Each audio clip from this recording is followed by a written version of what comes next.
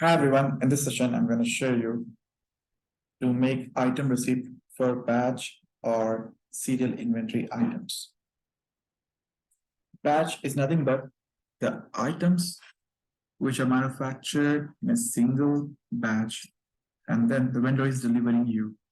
Let's say you're receiving in one batch 500 pieces or 100 pieces of the same item, but you want to track the expiry because sometimes it requires that as per batch you need to sell the items so that which is near expiry, you can sell them fastly. So in that scenario, batch is useful.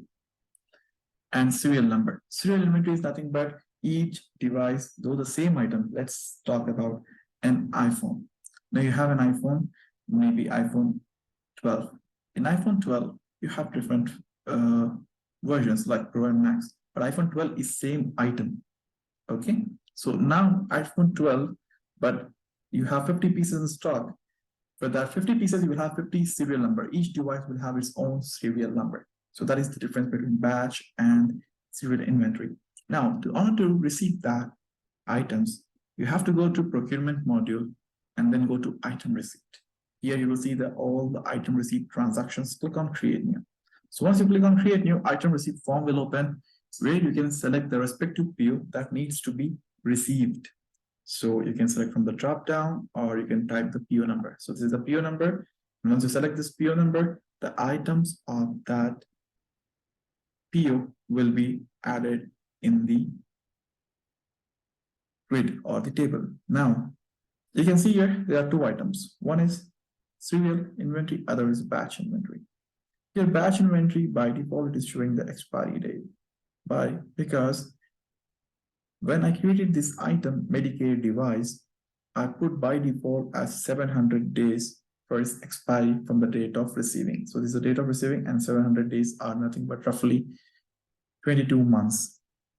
So it's showing this is the expiry date. So now I have PO quantity 45, but I want to receive only partial or even I can receive full. So right now I'm receiving only 10 pieces of it. And here I'm receiving full 100 pieces. So now this is serial. So I need to enter 10 serial numbers of it. So I can just double click on the serial batch icon. And then a box will open where I have to scan the multiple barcodes. If you have it in Excel, even you can copy paste from Excel. So this is the item code. These are serial codes. You can just enter it like this, but you cannot have a duplicate one because each device is a serial inventory will be a unique number. It cannot be a duplicate number. So I'm updating 3 serial numbers, and here I'm receiving only 3 pieces right now. And batch number. So I'm going to write the batch number. So double click on this cell. So now the batch will open. Batch box will open. And now you can enter the batch box. Let's say this batch number belongs to B0 12 11 2022 or anything else. Click on update. That's it. So now you're good to receive your items. Click on add. Now system will make an item receipt for this. Even you can see its ledger impacts and the stock movements. Click on this view. So now you can see here in the report section that with the stock movements, this Apple iPhone 3 line items are added because this 3 has a different serial number. You can see the serial number here. But this item Medicare device is added 100 but with the same batch number.